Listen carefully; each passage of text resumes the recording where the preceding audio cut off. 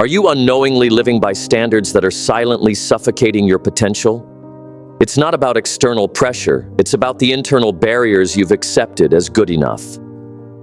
You wake up, you follow the routine, you keep your head down, do your job, say thank you, play it safe. You tell yourself you're doing fine, but deep down, you feel it, don't you? That pull, that discomfort, that quiet voice asking, is this really it? See, most people aren't crushed by catastrophe. They're crushed by comfort, not because life is too hard, but because their standards are far too low. They were handed to you by people who settled, inherited from generations that taught survival, not elevation, whispered into your soul by a world that says, don't aim too high, be realistic, stay grateful, play small. And so you adopted them, silently. You accepted being tired all the time. You accepted relationships that drain you. You accepted being overlooked, underpaid, unappreciated. You accepted mediocrity, and worse, you renamed it normal. There is nothing noble about settling for a life that doesn't set your soul on fire. You were not created for a life of silent suffering. You were not born to be a background character in your own story, and you sure as hell weren't meant to shrink just to make others comfortable. Most people can't see the standards they've accepted because they've been living in them for too long. It's like the walls of a cage you built yourself, then forgot you were inside. The way you speak to yourself, that's a standard. The effort you give when no one's watching, that's a standard. What you tolerate from others, how you respond to fear, what you think is too late or too far gone, every bit of it is built on standards. And some of those standards are silently destroying your greatness. Today, I'm not here to motivate you to run faster in the wrong direction. I'm here to help you stop and finally ask the question, what unacceptable standards have I allowed to shape my life? Because until you confront them, you'll keep spinning in circles, busy but not fulfilled, surviving but not growing, achieving but never feeling aligned. You don't need more talent. You don't need more time. What you really need is a new standard, a standard that scares you, that stretches you, that forces you to confront the parts of yourself you've been avoiding for years. Number one, comfort is the most dangerous cage. Most people live in a prison they've learned to decorate. They call it comfort. They say, it's not that bad. They've gotten so good at pretending everything is okay, they don't even realize they're stuck. But let me ask you, when did being not miserable become the goal? When did getting by become your ceiling? It didn't happen overnight. It happened the moment you accepted a standard you should have rejected. The moment you told yourself, this is enough, not because it truly was, but because you were too tired to fight for more. Comfort doesn't just keep you still, it convinces you you're safe. It rewards you with just enough so you don't question it. A steady paycheck, a roof, a relationship that's not terrible, a reputation that's good enough to blend in, not bold enough to stand out. And before you know it, you've mistaken survival for success. Comfort is addictive. It seduces you with ease. It praises you for mediocrity, and it punishes you for trying to rise above. Try raising your standards around people who have none, and watch how quickly they try to pull you back down. Try expecting more from yourself, and your own mind will scream, who do you think you are? That's how deep the infection goes. We don't just live by low standards, we defend them, we justify them, we dress them up as humility or gratitude or being realistic. But the truth? If your comfort is costing you your potential, it's not comfort, it's a cage. And here's the worst part. Once you've lived in that cage long enough, the door can be wide open, and you'll still stay inside. Because the unknown seems more terrifying than the predictable misery you've learned to endure. A predictable life is not the same as a purposeful one. And every day you stay in that cage, mentally, emotionally, spiritually, your fire burns lower. Not because it's gone, but because you keep starving it with low standards. It's not about becoming a perfectionist. It's not about chasing constant dissatisfaction. It's about finally realizing that good enough is not good enough if it's costing you your greatness. So the first step, You must learn to get uncomfortable with your comfort. You must start questioning what you've accepted. Who told you to settle? Who said this was the limit? Who convinced you that this is all you're worth? Because the moment you start asking those questions, the cage starts to crack. And that's when everything begins to change. Number 2, inherited limits, when survival becomes your ceiling.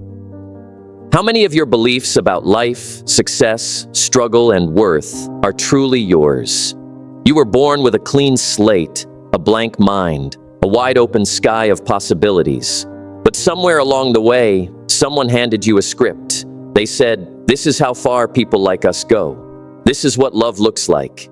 This is the kind of job you get. This is how much happiness you're allowed." And you believed it. Not because it was true, but because it came from people you trusted, people who loved you, people who were doing the best they could. But let's be honest, most of them were teaching from a place of survival, not success. They weren't aiming to thrive, they were aiming to make it through. So what happened? You started adopting survival-level standards in a life that was meant for expansion. You made fear your advisor. You made settling your lifestyle. You made, "At least I have something," the excuse to never reach for everything.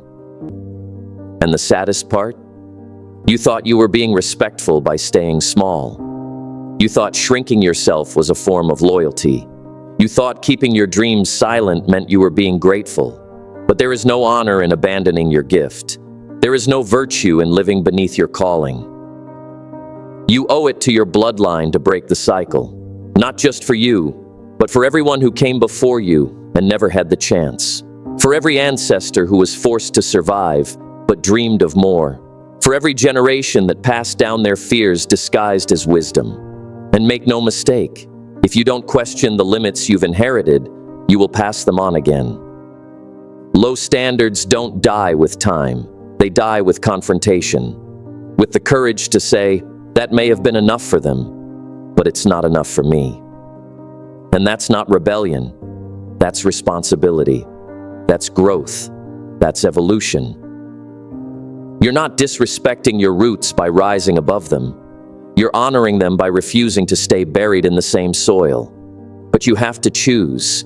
You can either carry the limits, or you can carry the legacy. You can either repeat the patterns, or you can raise the standard. You are not your parents. You are not your past. You are not the pain that raised you.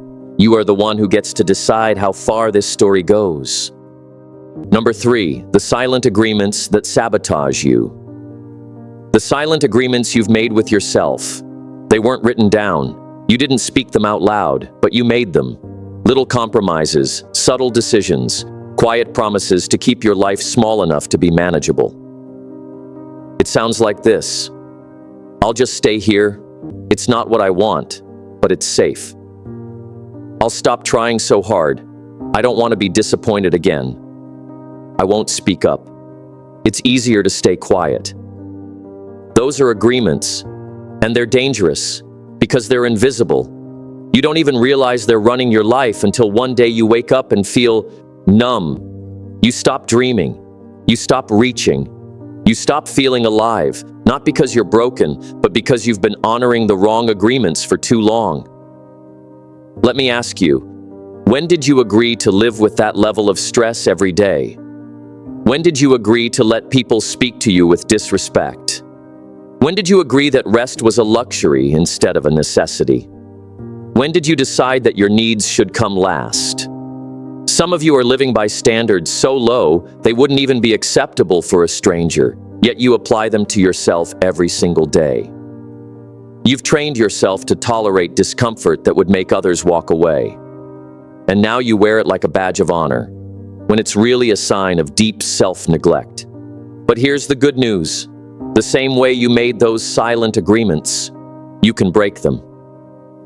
You can decide, "I no longer agree to stay quiet to keep others comfortable.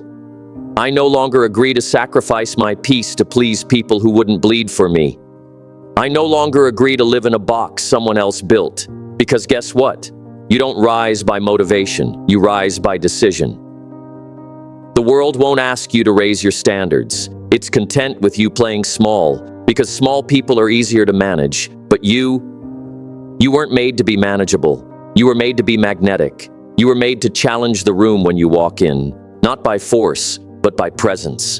And that presence comes from self-respect. But self-respect can't grow in the soil of low standards. It grows when you decide, I'm done with the silent agreements that keep me from who I was born to be. Number 4, the high cost of almost. Almost is the most dangerous word in your vocabulary. Almost chased that dream. Almost stood up for myself. Almost walked away from what was draining me. Almost started over. Almost believed in myself. Almost lived fully. You know what that means? It means you were close. So close. But you let something stop you. Fear, doubt, opinions, timing, fatigue. And over time, almost became your identity. You wear it in your posture. You carry it in your tone. You see the opportunities, but you hesitate. You feel the fire, but you smother it before it gets too bright. You know what needs to change, but you settle for almost changing. And this is what no one talks about. Every time you choose almost, you teach yourself that your limits are stronger than your desire. You teach yourself that your potential is negotiable, that your standards are flexible, that your dreams can be paused indefinitely. But dreams don't die from rejection. They die from hesitation. They die when you lower your standards just to stay comfortable. They die when you almost step into the version of yourself you know you're meant to be, but then retreat because it's hard, or lonely, or unfamiliar. You can't build a life of excellence with the habits of almost. You can't command respect while accepting the bare minimum. You can't lead yourself if you're always doubting your next move. This is where the real cost comes in. Because almost doesn't just rob you of goals, it robs you of self-trust. And when you stop trusting yourself to follow through, you start living like a ghost, present, but not alive. You nod in conversations you should challenge. You agree to situations that make you sick. You hide behind phrases like, "It's just not the right time." The time is never going to feel right when your standard is still based on fear. The time will never arrive when you're letting almost lead your decisions. So here's the wake-up call. Almost is failure in a friendly disguise. It's the voice that tells you you're close, so you don't feel the pain of not committing. But deep down, you know the truth. You either did the thing or you didn't. You either raised the standard or you didn't. You either lived your truth or you didn't. And until you draw that line in the sand, almost will keep winning. And you'll keep living in the hallway between who you are and who you were born to be. But that can end right now. It starts with one brutal, powerful decision. I'm done living at the level of almost. Number 5, when you let people stay too long. One of the most dangerous standards we accept, without even realizing it, is how long we allow the wrong people to stay in our lives. You already know who they are, the ones who drain you, the ones who mock your growth, the ones who celebrate when you're stuck, but vanish when you're rising. You don't just outgrow people, you outgrow who you were when you tolerated them. You start to feel uncomfortable in their presence, not because you've changed for the worse, but because you've raised your awareness. You start to notice the backhanded compliments, the subtle manipulation, the lack of support, the way your light makes them squint instead of smile. But instead of confronting it, you do what so many people do. You justify their behavior. They've been in my life for years. They're family. Maybe I'm being too sensitive. You're not being sensitive. You're waking up. You're realizing that keeping people around just because of history is like clinging to expired food because you bought it a long time ago. It doesn't matter when it entered your life. If it's toxic now, it's costing you peace. The people you refuse to walk away from are often the same ones blocking your breakthrough. Not intentionally maybe, but energetically, because you're tied to conversations that don't elevate you. You're tied to behaviors that contradict your growth. You're tied to cycles that keep pulling you back into mediocrity. You cannot climb while carrying what's meant to be cut off. You cannot lead your life while constantly explaining your growth to people who don't want to understand it. You cannot rise while being guilt-tripped into shrinking. This is the cost of low standards in your relationships. They keep you in survival mode, always managing other people's egos, feelings, and opinions, while neglecting your own power. It's not selfish to distance yourself. It's not cruel to protect your peace. It's necessary, because every second you spend trying to convince someone of your worth is a second you're not living it. So the question becomes, why are you still holding the door open for people who would never do the same for you? The people who are meant for your future will never require you to sacrifice your standards to keep them. They'll grow with you. They'll cheer for you. They'll challenge you in love, not manipulate you in silence. But you'll never meet them. If your life is still crowded with those you should have let go of a long time ago, this is the season to get real. Raise your standard for who gets access to your energy, because the wrong company will convince you that your dreams are too big, when in reality, your circle is just too small-minded. So now you know, it's not the world that's holding you back. It's not the economy. It's not your circumstances. It's the standards you've silently accepted, the way you let people treat you, the excuses you tolerate from yourself, the comfort zones you protect more than your potential. If nothing changes, nothing changes. But here's the good news. You're not stuck, you're not broken, and you're not too late. You're just one decision away from flipping the switch. Raise your standards. Say no when you mean no. Walk away from what drains you. Commit to what builds you. Because you're not here to live halfway. You're not here to survive in silence while your soul begs for more. You're here to break the chains, to shift the story, to set the new standard. Now ask yourself, what have you been tolerating that you know is beneath you? Who are you giving energy to that doesn't deserve your presence? What would your life look like if you only accepted what aligned with your growth, your peace, and your vision? Take care of your mind, honor your growth, love your people, but never at the cost of losing yourself. This is your time, your power, your story.